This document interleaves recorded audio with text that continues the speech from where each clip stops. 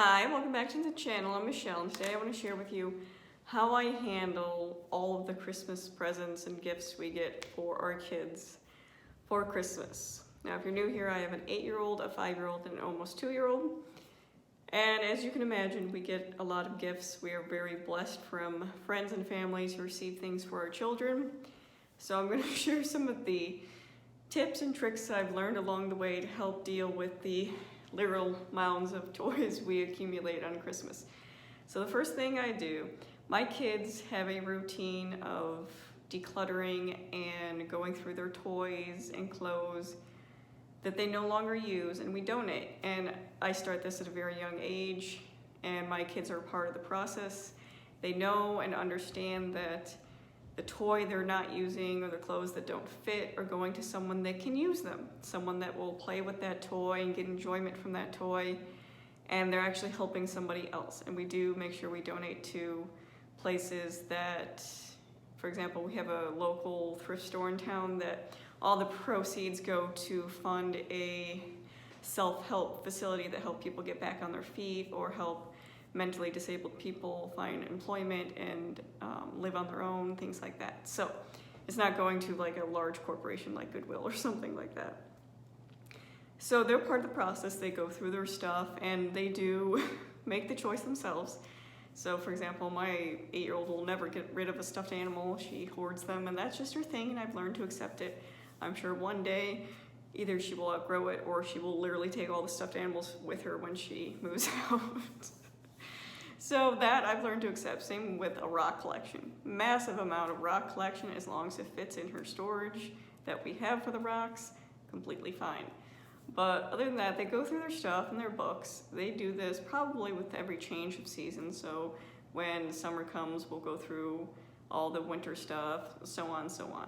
So before Christmas, like the month before Christmas, so probably after Thanksgiving, we'll do a large, we'll clean the rooms and we'll go through all of our different toys. We have different places in our house that there are toys now because my 2-year-old puts everything in his mouth. So certain toys have to be in certain places for safety, like Legos and things like that. So we'll go through our stuff and we'll see, okay, what aren't we using? And I will also be mindful as a parent watching them, seeing what things they're not using and go from there. So we'll start having so the toys are going out throughout the year, not just coming in, and that is really helpful.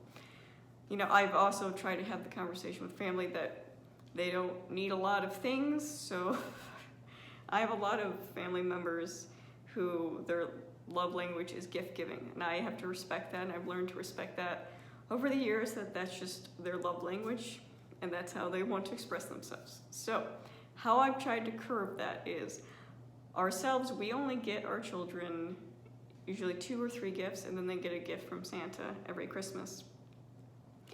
And those gifts are mindful gifts. So for example, my 8-year-old got a microscope and a Lego set. So things I know she'll use and get multiple uses out of it. It's not so much small plasticky toys. Same thing with my 5-year-old, she got a art set. So things like that, I'm mindful that we get. And you know, Santa gets them whatever they want, so that's nice. And then for family, you know, I don't know about you, but we often get the questions, especially around the holidays, oh, what do the kids want? And I've alleviated that by just making an Amazon wish list. You can also make Target wish list. Most places have wish lists. And you know, I say you don't have to purchase off this list necessarily, especially for older grandparents and things that aren't necessarily tech savvy. But this gives you an idea of what things they are into, because we've definitely run into the issue where people assume, because either I have girls or their ages, that they're into certain things. For example, I think my 8-year-old got one year just a ton of Frozen things, because that's the assumption that the girls are into that. She wasn't. She's not a big fan of the movie. She's more into like Legos and superheroes and that kind of stuff, and comic books. So it really helps kind of narrow down the things they are into and give people ideas of what they would like. And how I do this is, you know, you get the toy catalogs in the mail. Sometimes if we're going through a store, and this will be throughout the year as well, if they see something and I'll say, okay, I'll add it to your list. Also alleviates that whining that, ooh, I want this or I want that, because as soon as you say, I'll add it to your list, you add it to the list, and it goes on there. And of course, if it comes, I periodically go through the list. If they're no longer into that thing, I do delete it as they outgrow certain items. But it does help kind of narrow down what they want and what you as a parent are okay bringing into your house. Like, you don't need a giant play structure or something in your house if you don't want it in your house. So it does kind of, you're the gatekeeper of what's coming in, and it also helps relatives and friends know what your child wants.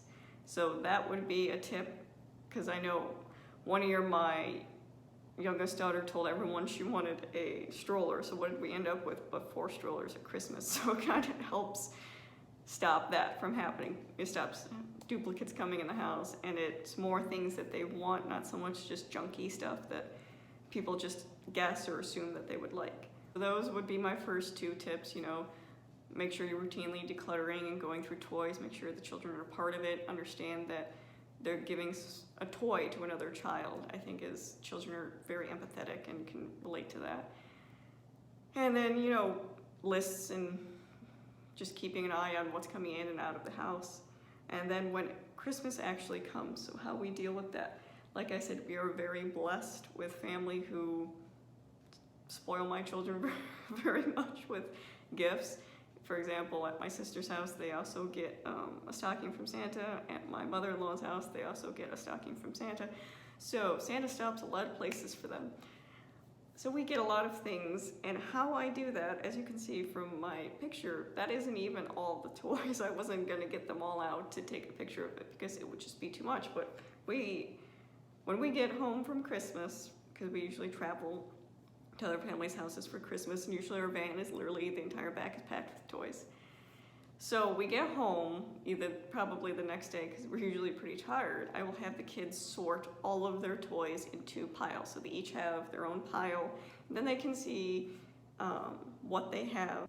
But I think this is also a wonderful opportunity because they can see all the things they had for them to fill out thank you notes and make a note of what they had. Usually when they're opening presents, I will write down what they got from who, so it's easier. But I just picked up this pack of thank you cards from Amazon. It comes with envelopes and the cards, and what's really nice is they're really easy to fill out. So they just put who they got the card from, what they got, and what they think about it, and then love or from, and they sign their name. My 5-year-old can fill these out. So I think it's very important, especially since my children are so blessed during this time, to really give thanks back to those people who spend their time and money getting them gifts. So we always fill out thank you cards, and this is a wonderful opportunity as they're looking at their wide array of toys to think about who they're gonna write for each one. And we can always refer back to my list as well. So they'll go and they'll have their piles of toys. At that time, I let them choose 2 toys that they may unbox and take out and play. So they will choose those 2 toys. And then I will take a big gift bag, big Christmas gift bag. Usually my sister gives us one as we leave her house. And I will load each kid's toys into each individual gift bag. And then those gift bags full of all their toys will go into the closet we have in our family room. And it will remain there for about 2 weeks. And what I will do is every 2 weeks, we normally do a toy rotation of the stuff we have, just because, again, we have a lot of things and I don't want the house overrun by toys, and then it gives them a better idea of just playing with it. It's not overwhelming choosing what to play with, and then it's like having brand new toys every 2 weeks, so it's really nice. So I will work those new toys into those toy rotations. Now, remind you, we've already gone through, we've decluttered some stuff, so we have some space in our closet, because again, I just keep those totes or those bins full of their toys not being currently rotated in that same closet with the new toys and the gift bags. So we'll pull out, again, 1 or 2 toys every 2 weeks, add it to the play shelves we have, and those will be in. So those toys will last actually quite a while, rotating through them, and it gives them more time to enjoy the things and concentrate on certain toys at certain times, opposed to just having a sea of toys and having to choose which one, and then some get lost in the mix and some things never open. So it's really nice and it's worked really well, and it makes them look forward to it. And I think it's a system that works really well for a lot of people, so I highly suggest it. And one thing I will do once we've done sorted the toys is this is a great opportunity to take out any duplicates. Like I said, with the stroller issue, sometimes we do get duplicates. For example, my 2-year-old got 2 Mr. Potato Heads this Christmas. Obviously, he doesn't need 2, so we will take that unopened one and we will actually either donate it to an organization that supplies toys for kids, or we will keep it for Toys for Tots for next year, or find some way to get it to another child that could use it. So if we have any duplicates, we also had that with a board game too. We got a duplicate board game. So we'll put those on the side, and already we're eliminating some things that we already have extras of. So that's really nice to go through. But that is pretty much how we handle the plethora of gifts that we get for Christmas. And if you have any questions, please leave them down below. But thanks for watching.